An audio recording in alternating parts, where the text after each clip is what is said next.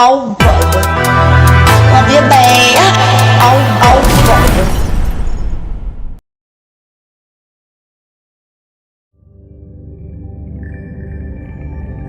न कोई शीश महल है न कोई ताजमहल है, यादगार मोहब्बत ये प्यार का है मेरा।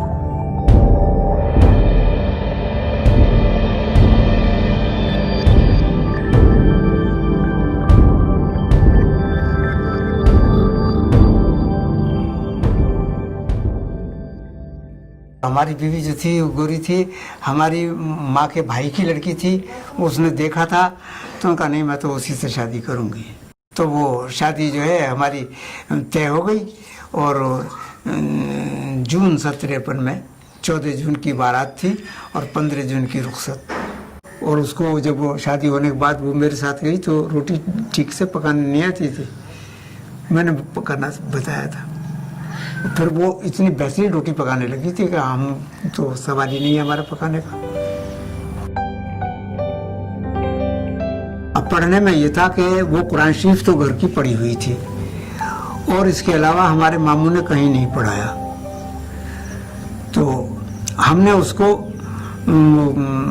उर्दू की जो है छोटी छोटी किताबें लाके, छोटी छोटी कहानियों की किताबें लाके उसे कहानियाँ पढ़नी सिखाई।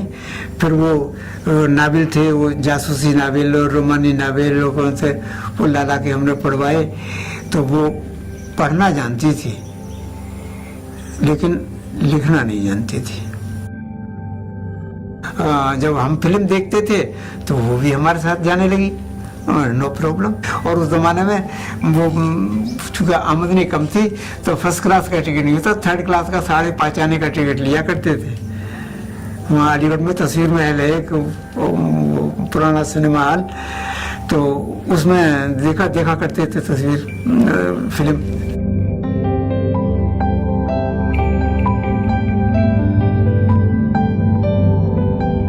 अब ये है कि भाई उनका साथ रहा और साथ हमारा हंसी खुशी कटा।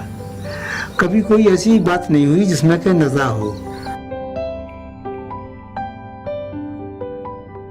फिर ये था कि जब वो अच्छी थी और बच्चे हमारे हुए नहीं तो कभी उसको एहसास होता था और वो ये कहती थी कि हमारी न्यास फाता तो क्या, कोई हमारा जिक्र भी नहीं करेगा, हमारे मरने के बाद कौन हमारा जिक्र करेगा।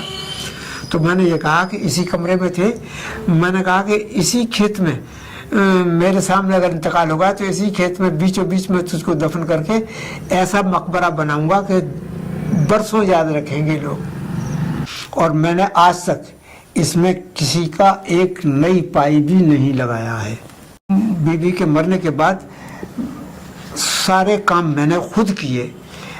उसका कफन भी लेने के लिए मैं बाजार खुद गया।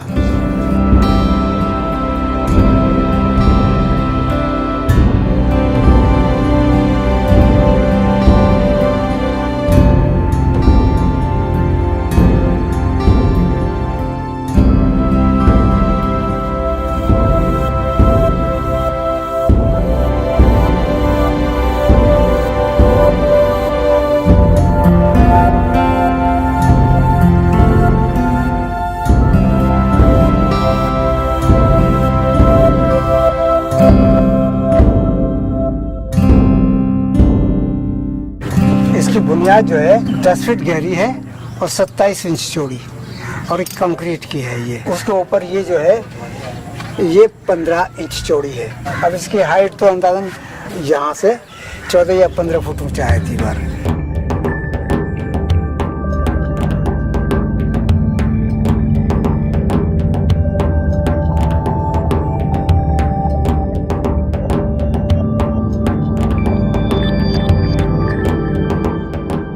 और वो जो कब्र एक बनी हुई है और ढकी हुई है उससे, तो वो तो मेरी बीवी की कब्र है। और बाकी जो खाली जगह है वो मैंने अपने लिए छोड़ रखी है कि अगर मेरा इंतकाल हो तो मुझको यहीं दफन किया जाए। हमारी शादी के बाद हमारी बदकिस्मती की ये कि हमारे कोई औलाद नहीं हुई। मैंने मेडिकल कॉलेज में दिखाया तो मेडिकल कॉलेज में जो वहाँ थी लेडी डॉक्टर, उन्होंने मुझे बुलाया, तो मुझसे कहा कि इनके वो है रसौली, यानी ट्यूमर है उसमें यूट्रस में। डॉक्टर ने मुझसे ये कहा कि भाई ऐसा होता है कि ट्यूमर जब उसमें हो जाते हैं तो उसमें छोटे छोटे और भी होते हैं, तो ऐसा है कि मैं बच्चेदानी को पूरा निकाल देती हूँ, अगर फिर कोई और ट्यूमर बढ़ गया तो कहोगे डॉक्टर ने कैसा ऑपरेशन किया। मैंने कहा ये आपकी मर्जी है। तो उन्होंने पूरा ऑपरेशन कर दिया। तो अब ये तो तय हो गया कि अब बच्चा नहीं होने का, तो हमारी बहनों ने और उन्हें सबने ये कहा कि दूसरी शादी कर लो, लेकिन मैंने उसको कबूल नहीं किया।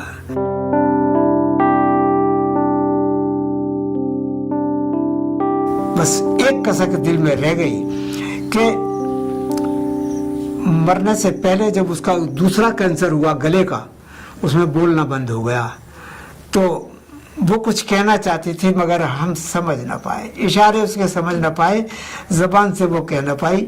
बस यही कसक है अपने दिल में कि वो क्या कहती थी।